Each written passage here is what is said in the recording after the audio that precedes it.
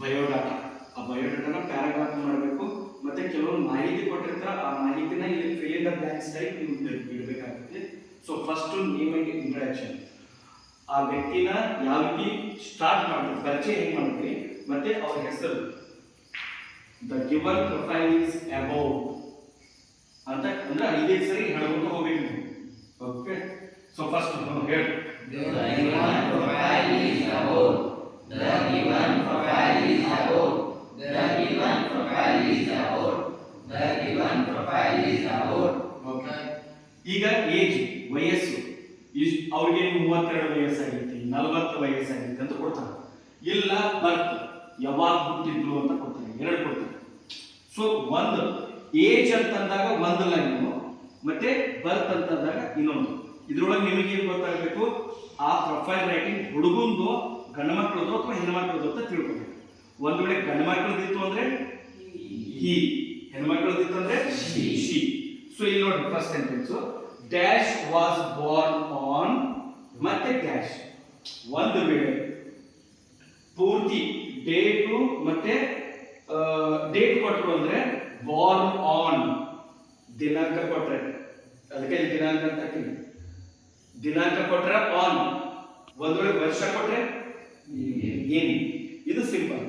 Okay, ಈಗ ಹೇಳಿದ್ರ he was Born on dash ಹೇಳ್ತೀರಿ 5 times. He was born on dash. He was born on dash. He was born on dash. He was born on dash. Okay, ಈಗ year ಕೊಟ್ಟಾರಲ್ರಿ 1985 ಅಂತ ಹೇಳ್ಬೇಕು, answer ಹೇಳ್ಬೇಕು. Okay, he was born in 1985 ಅಂದ್ರೆ ಹಾ, He was born in 1985.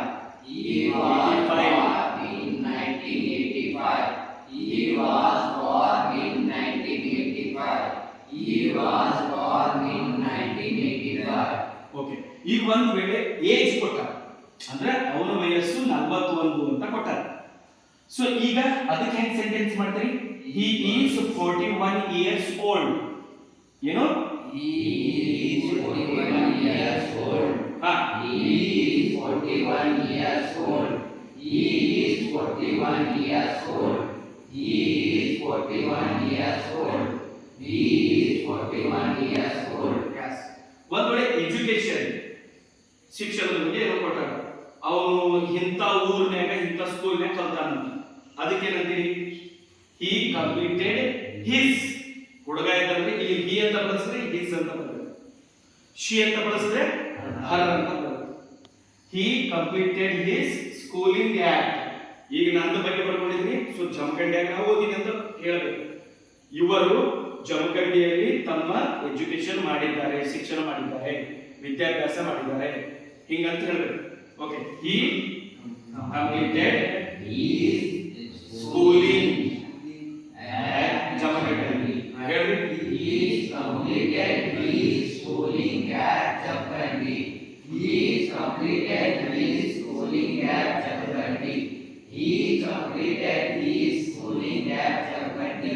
Okay, ಈಗ profession ಉದ್ಯೋಗ, ಅವ್ರ profession ಕೊಟ್ಟಿರ್ತಾರೆ, ಅದನ್ನ ಹೆಂಗ ಸಿಂಪಲ್ ಸೆಂಟೆನ್ಸ್. ಈಗ ನಾನು ನನ್ನ ಬಗ್ಗೆ ಬರ್ದಿರೋದ್ರಿಂದ he works as an educational officer ಅಂದ್ರೆ ಎಜುಕೇಶನಲ್ ಆಫೀಸರ್ ಅಂತ ಹೇಳಿ. ಈಗ ಕೆಲವರು ಮೆಡಿಕಲ್ ಡಿಪಾರ್ಟ್ಮೆಂಟ್ ಒಳಗೆ ಇರ್ತಾರೆ, ಸೊ ನೀವು ಆವಾಗ he works as a doctor in medical field ಅಂತ ಬರೀಬೇಕು. Okay, okay, next achievement. Muralidhar's greatest achievement is, ಇಲ್ಲಿ ಡ್ಯಾಶ್ ಅಪಾಸ್ಟ್ರೋಫಿ ಎಸ್, ಅವನ ಗ್ರೇಟೆಸ್ಟ್ ಅಚೀವ್ಮೆಂಟ್ ಈಸ್ ಅದೇನಿರ್ತದೆ ಅದನ್ನ ಬರೋದು.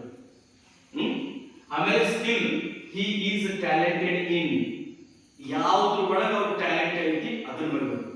ಇವನು ಬರ್ಕೋತಿರೋ ಅಥವಾ ಹೆಂಗ್ ನೋಡಿ, ಇಲ್ಲ ಇನ್ನೊಂದು ಪ್ರೊಫೈಲ್ ಕೊಟ್ಟಿದ್ದಂಗೆ